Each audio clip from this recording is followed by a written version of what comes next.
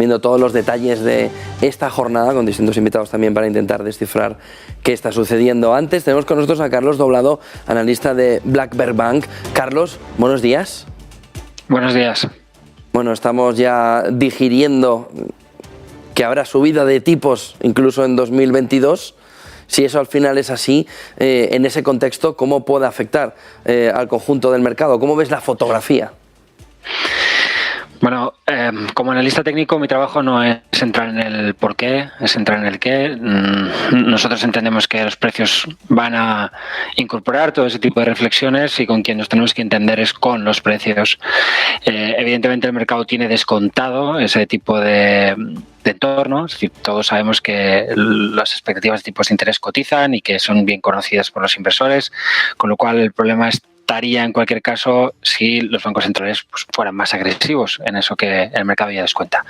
La situación técnica para nosotros está muy condicionada a una gran resistencia histórica que es la que presenta el S&P 500 en versión total return en sus máximos históricos si pues extendemos una resistencia ascendente. En esa resistencia ascendente los precios han tenido un claro rechazo con patrón envolvente, llevan ya meses de alguna manera en un proceso lateral que no tiene por qué derivar en una tendencia bajista y que de hecho para tener tal cosa lo que el mercado requiere es de una pérdida de soportes y podemos ver que esos soportes han funcionado perfectamente de forma general, con alguna excepción, muy claramente en Europa, alguna ruptura de soportes.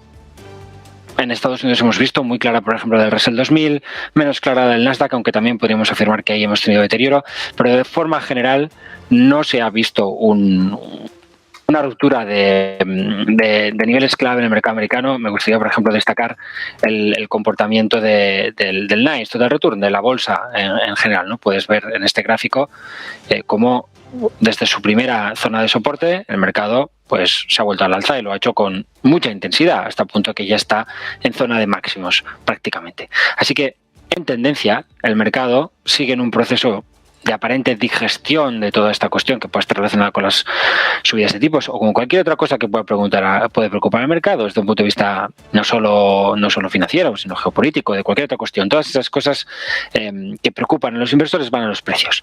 ¿Qué podemos decir de esto que tenemos aquí? Pues que sigue siendo un mercado netamente alcista. No hemos perdido ni un solo soporte, al menos en el contexto de medio plazo, ¿no? Evidentemente los de corto plazo cayeron hace días. El mercado lo que hace es bajar a buscar los niveles de orden superior y en esos niveles de orden superior está reaccionando de forma desigual pero bien. Es decir, ni en Europa ni en Estados Unidos hemos visto rupturas y mientras no perdamos esos niveles, pues lo que manda es la tendencia y la tendencia con sus problemas sigue siendo alcista. Evidentemente nosotros en esa zona de gran zona de resistencia, con una pérdida generalizada de medias 200 sesiones, con medias móviles, con patrones envolventes muy claros en muchos índices, con un sentimiento inversor absolutamente desbocado desde el punto de vista alcista y extremo desde hace muchos meses, entendemos que podría encajar un lateral más amplio, es decir, que este proceso que ya dura varios trimestres puede alargarse más, pero los precios al final mandan. Puedes tener el análisis que quieras, puedes ver todas las vulnerabilidades que te dé la gana, puedes aceptar que de hecho tienes un mercado bajista porque cantidad de títulos del mercado han caído de forma muy sensible en los últimos meses, pero lo cierto es que los índices siguen arriba. ¿Cómo ves también esa parte técnica del S&P 500? Es decir, con ese inicio de año que ha tenido, ¿cómo se puede ver técnicamente ahora mismo el índice? El índice está en una zona de muy fuerte resistencia a largo plazo. Volvemos a ese gráfico mensual. Es decir, para contextualizar, este es el gran mercado alcista de las últimas décadas. Bueno, estamos ahí desde el 2009 en un gran mercado comprador y hemos llegado a ese techo. A mí me gusta hablar sobre este techo cuando digo que hemos tenido circunstancias de sentimiento y resistencia muy parecidas en los años 2014-2015. Todo eso no lleva en ningún caso a una gran caída del mercado, a lo que lleva a un proceso lateral con varias oscilaciones del 10-15%. Y ya está. Y teníamos, en términos de sentimiento y en términos de precio, el mismo tipo de cosas que tenemos hoy. O sea, problemas, pero no una tendencia bajista. Quiero decir una vez más, porque siempre digo que un analista técnico, creo que ninguno, pero en concreto un analista técnico puede afirmarlo, no puede discriminar entre un mercado bajista y un mercado lateral cuando empieza. Hasta que no se rompe a la baja la base de ese proceso lateral, cuando tienes un gran sentimiento inversor y resistencias muy fuertes, es muy probable que entres en un proceso de ajuste, pero ese ajuste puede ser en tiempo. De momento, es lo que tenemos. Este patrón envolvente es potencialmente bajista, pero tiene poco que ver, por ejemplo, con otros momentos de cierta dificultad, como pues podría ser este o podría ser este. ¿Por qué? Porque el rechazo desde el mínimo mensual es sobre zona de soporte, es decir, que hemos conseguido alcanzar la zona del primer nivel de control del mercado y el cierre es bastante arriba. Me recuerda más a este, por ejemplo, con un cierre muy cerca de los máximos o bastante cerca de los máximos, con lo cual a lo mejor entramos en un proceso de lateralidad y esto es lo que nos obliga a mirar en este periodo y darnos cuenta de lo que aquí sucede. El mercado sube casi un 20% sin que tengamos correcciones, luego tenemos esas correcciones del 10-15%, la bolsa simplemente se estabiliza y hoy, varios años después, un lustro más tarde, mucho más, de hecho, el mercado sigue teniendo esa resistencia viva, es decir, nunca la hemos roto y está un 100% arriba.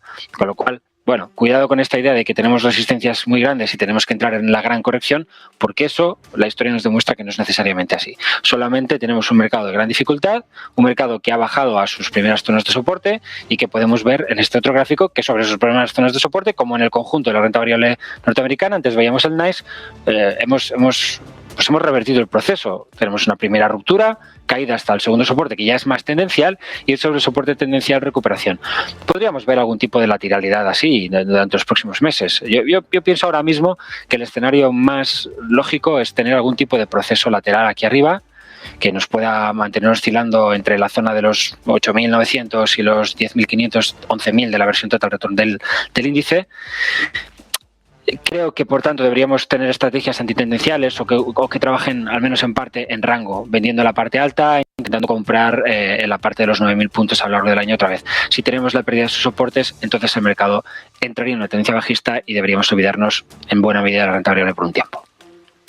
Pues muchísimas gracias, Carlos Doblado, por ponernos el foco en ese análisis técnico, tanto del IBEX como del S&P 500. Analista de Black Bear Bank, Carlos, muy buen día, buen negocio. Igualmente, hasta la próxima. 10 de la mañana en esta primera hora de cotización en el viejo continente. Hasta aquí este Business Connection. Se quedan ahora con Eva Villanueva con todo el detalle en Newsroom desde la Bolsa de Madrid. Buen día, buen negocio.